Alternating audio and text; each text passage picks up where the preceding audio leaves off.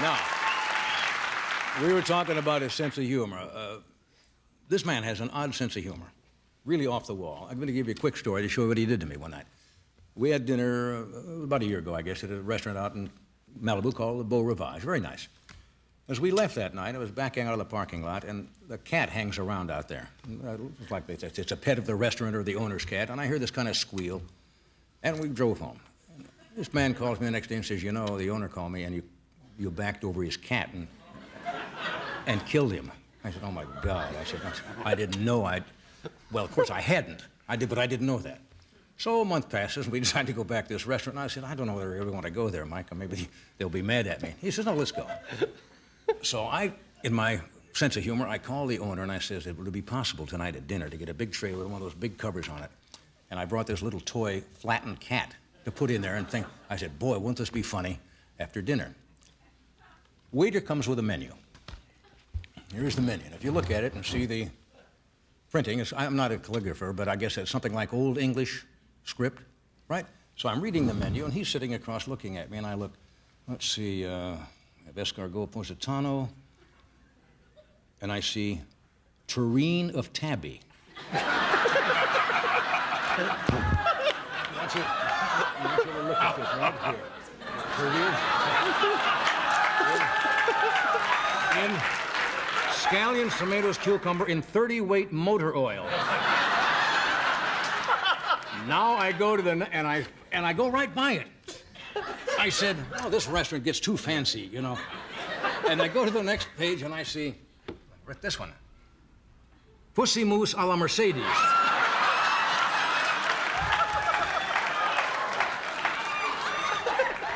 Prepared right on the property. And then I get down to this one here, and by that time I'm getting pretty hip, folks. I'm no dummy. And it says, pressed pussy Provençal, served outside in the dark. That was... And, of course, my business with a tureen went right in the dumper because you one-upped me. And your guy up at the show did all this calligraphy. Yeah, did a wonderful job. Beautiful. George did it. So... Hey, you know, I just want to say one thing, and that is, for any of those families out there who have a relative who has cancer, they know how tough the fight is, and how important the mental attitude is, and how you pull together and you keep a very, very up attitude. It's I'm going to beat it kind of thing, because mentally is more than 50% of your medicine. It's more than 50%. The only reason I'm saying that is. That it seems so totally insensitive to me, especially since, how do they know what my little kids have been told in my own home, that a tabloid would write 4 weeks left, or it's over. Can you imagine that? Well, the tabloids have never been can you imagine known for their decency or sensitivity. I mean, it's unbelievable that people can be that way. Well, that's a cancer. You know, that's the cancer in our society. Fortunately, I think most people out there.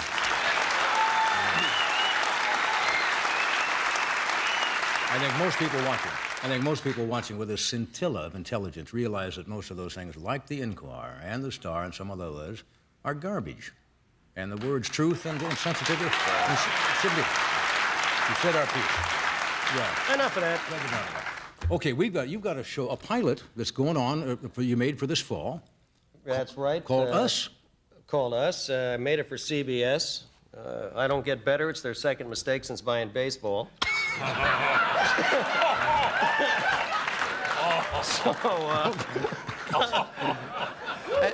Darn, it was a hell of a good pilot. I think I might have busted the odds and had another hit. You know, I was a little worried about this interview tonight. You've made me feel much better with your attitude. I mean it. Okay, so anyway, I'll give you a brief thing before you see the clip, because it's a nice scene between. Barney Martin plays my father. I was a guy who went to jail for 18 years for something I didn't do. My wife was pregnant at the time. I had life in prison without possibility of parole. I told her to tell the child when he was growing up that I had died. and live your life. I mean, I wasn't going to get out. I want the kid come visiting me. So this is a scene where she's called me on the phone because she's having trouble with the boy. He's now 18 years old. My father dislikes her. He wants me to just be with him. He doesn't think I ever should have married her. And I've just gotten off the phone talking to my wife.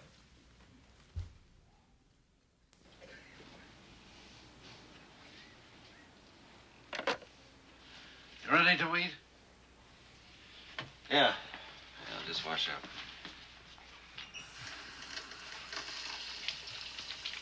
What's she calling here for? What? What's she calling here for? It's over. It's been over. You gotta get on with your life. What are you talking about? She's having a problem with our boy. He's not your kid. What do you mean he's not my kid? She had to tell him the truth now. He knows he's got a father. He's my kid. She raised him. If he's got a problem, it's her fault.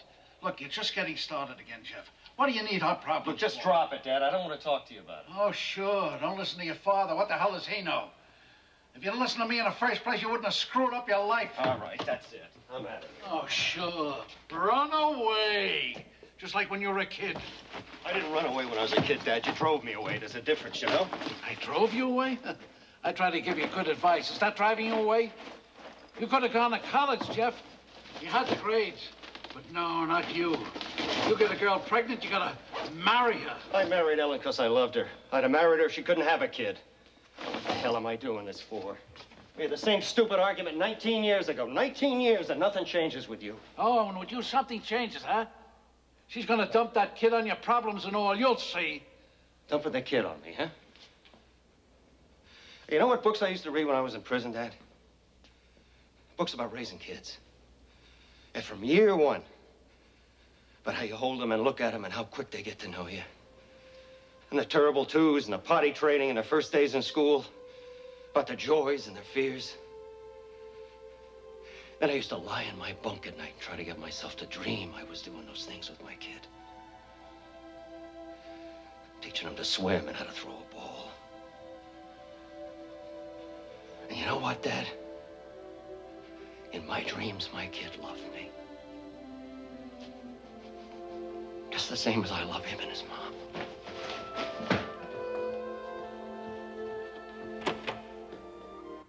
Yeah, that's a good scene. That's a good scene. Good stuff. You want to take a break? You're taking a break. Coming right back. Stay where you are. That's a good, powerful scene.